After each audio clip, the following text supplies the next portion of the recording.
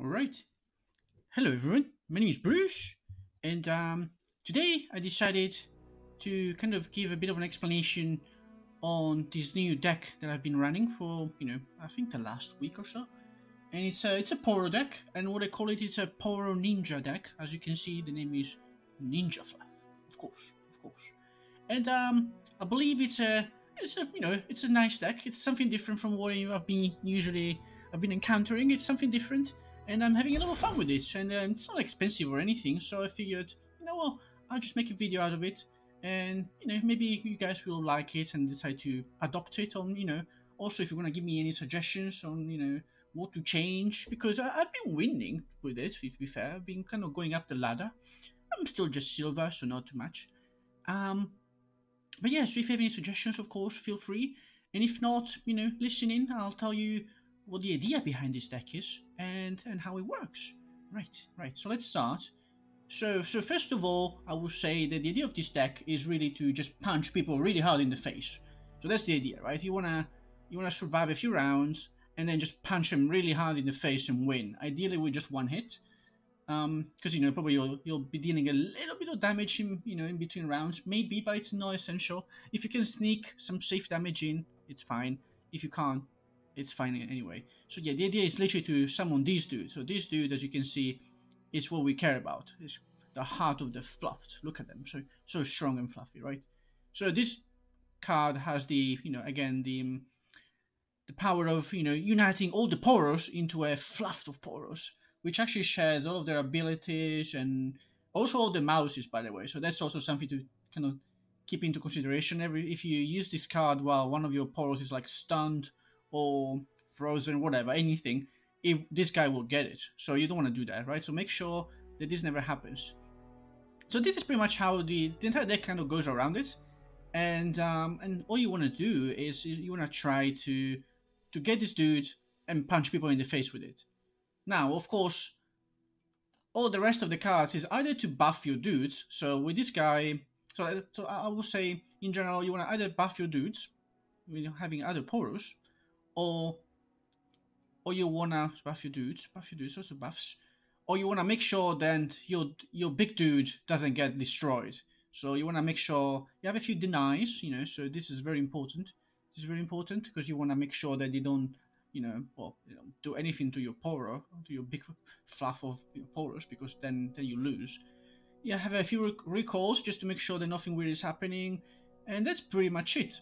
So I'm gonna go through all the cards one by one and tell you why I have them, and the reasoning behind everything. And yeah, and that's gonna be it really. And then I'm gonna kind of give a bit of a strategy and tips on what I normally do and what it seems to be working so far. So so first of all, let's go for Lonely Poro. Okay, so this guy costs one, so it's quite nice. We want this dude to, well, this guy kind of allows us to produce Poros quickly. So this guy is lonely and sad, but then, this will summon another dude, and then you get to play the other dude next round. And the other dude comes with a random bonus, which is good, because then you'll get maybe an elusive dude, maybe you'll get some, only random one cost Poros, of course. So it can either be elusive or tough or challenger. So all nice things. They're all nice to have. None of those dudes that you get with the Poro are essential. They're just nice to have because, of course, they will buff your Heart of the Fluff at the end. So you want them, ideally. And then you have... I also play these dudes, just two of them, because I don't feel like I need to have too many of them. Quick Attack is nice. Again, it's a nice to have thing. For situations where maybe you can't kill with one hit, but you still want to make sure that you deal a solid amount of damage. So it's always nice. It avoids you taking damage pretty much, so you can attack maybe a couple of times without risking to be killed or shot down or anything, right? So that's why I have this dude. And it also costs one, so it's good to kind of throw it in, make sure that you have someone mostly to kind of get to the end of the around 6-7 with your Heart of the Fluff. Most of these cards, that's all they do really. They kind of just help you get to the end and then punch people really hard in the face with them. Right. So then we have drop 2 dudes. I got this cat, and this is kind of something I've been trying. I quite like this card because it costs 2, so it's actually quite cheap. And then you can use it as defending or attacking, and it has the bonus of reducing the cost of the most expensive units, right? So this is actually really nice because it will make your Heart of the Fluff most probably, go lower in cost, which is nice because then it means that you can play it and play something else as well. Or it will maybe make some of your other big dudes also cost less. Like we have Brown and we have the Shaman and all this stuff. Right? So it's always nice, I feel like. And for two, I just cannot like this guy really. It helps you block, so you don't get like overwhelmed by really aggressive decks, and it's just nice all around. Some people don't even kill it, which means that you can use it more than once, and then something will become really cheap. So yeah, it's in my eyes, it's a win-win. What else do we have? We have Key Guardian. This is like a burst card. This is I like this card pretty much because it allows you to draw one. That's why I have it really. I like the draw one. The barrier to an ally is nice. It's nice to have. Because then you can give it maybe to a mighty Poro, and then you can just attack, or maybe even to a cat, so you can attack, and anything really. Again, the barrier is just a nice to have. I don't care too much. It's fine.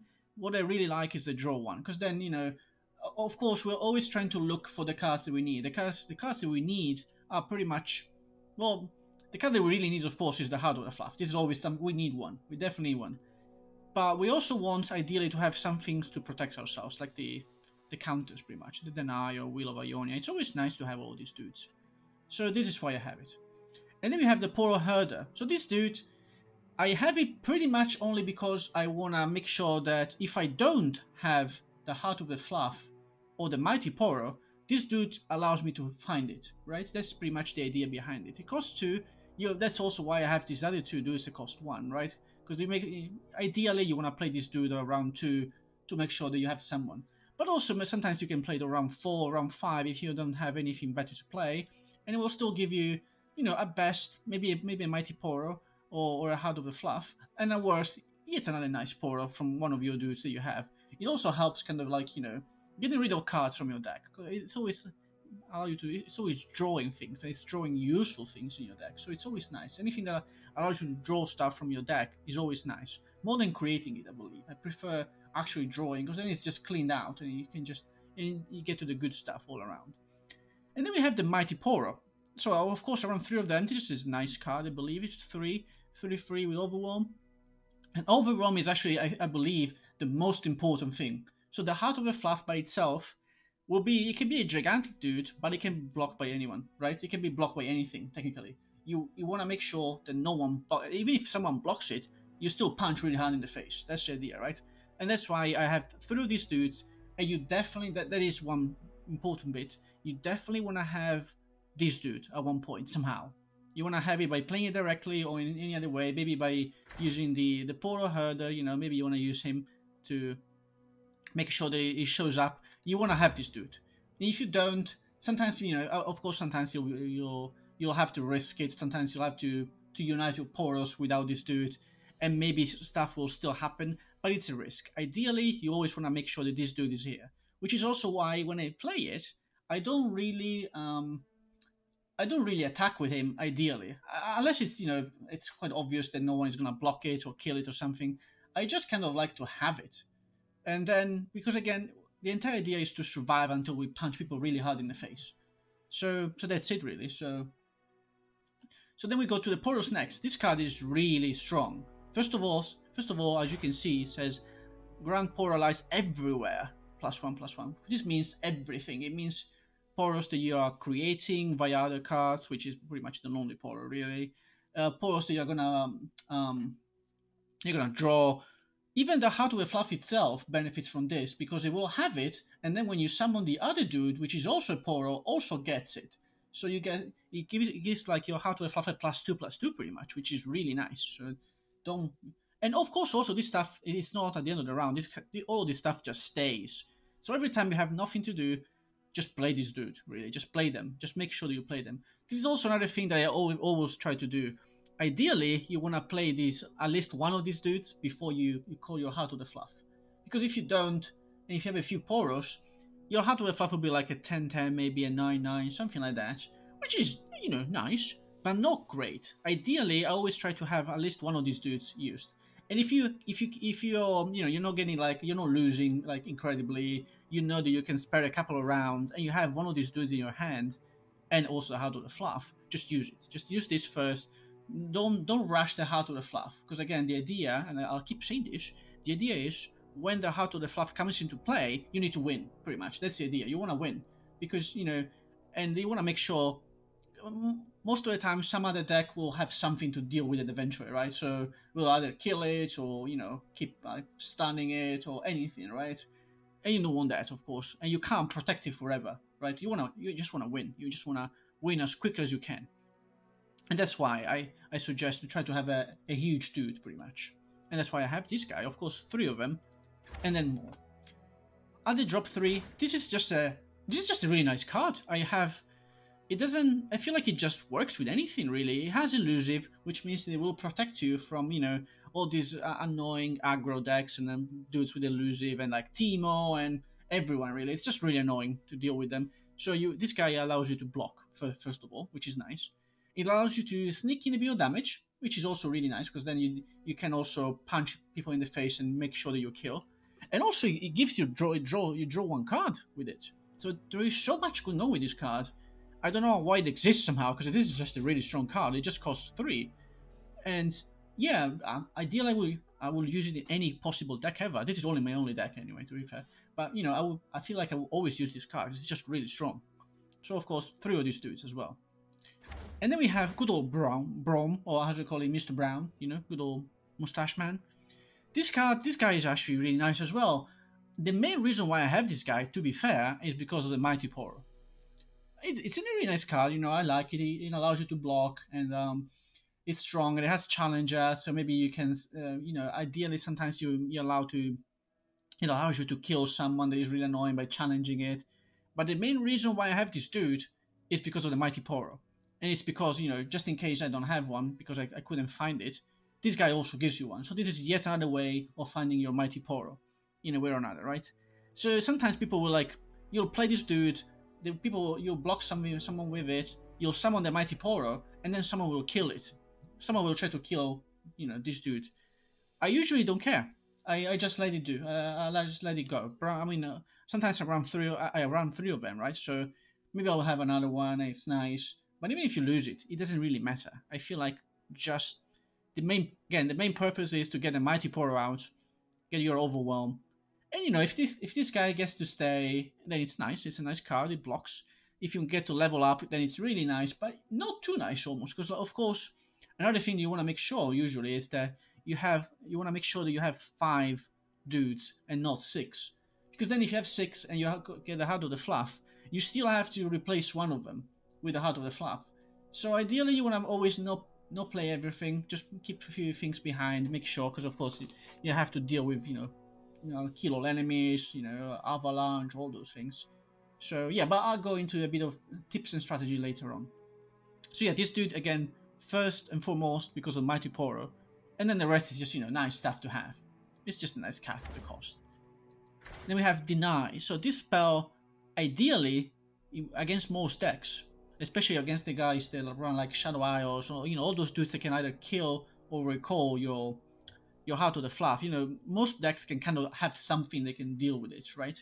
And what you want to do, you want to make sure that they can't. You want to make sure that if you play your dude, it stays, and then you punch people really hard in the face.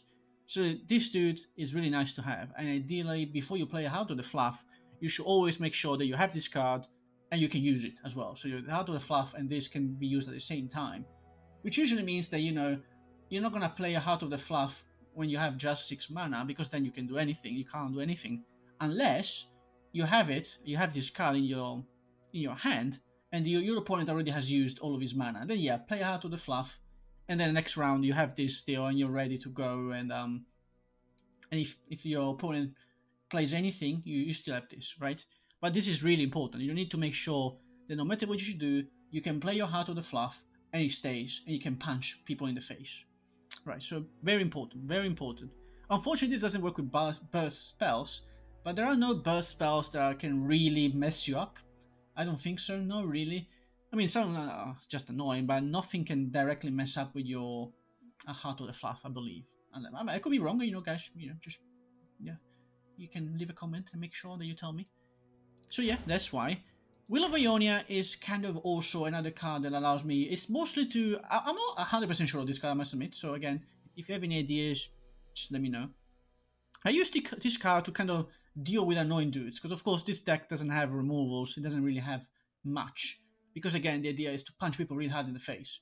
So this card I will use to slow people down, right? You have some decks that will play, a huge 5 or 6 drop and kind of rely on it. And then, of course, if you use this card, then you're slowing them down. You're slowing them down 1 or 2 turns even, right? Because it won't be attacking, and it probably also won't be defending next round because it has to play it again. So this is pretty much why I have it. It's just to slow people down, to survive until I get my heart of the fluff. It's a I don't rely on this card. It's just I feel it's useful, and even though I am thinking if maybe sometimes something else could be more useful, I believe this one for me is the best one. And then we have this dude. This guy, or this woman actually, sorry, is Shaman. And of course, I would like to say I don't endorse shamanism. I prefer doctors, people that have studied. But still, in this case, this dude has a good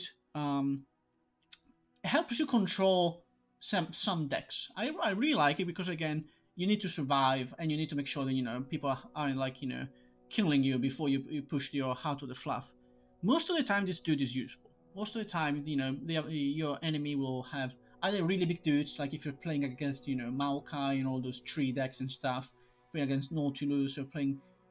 There is always some big dude that is really punching you really hard in the face. This dude counters Vi completely.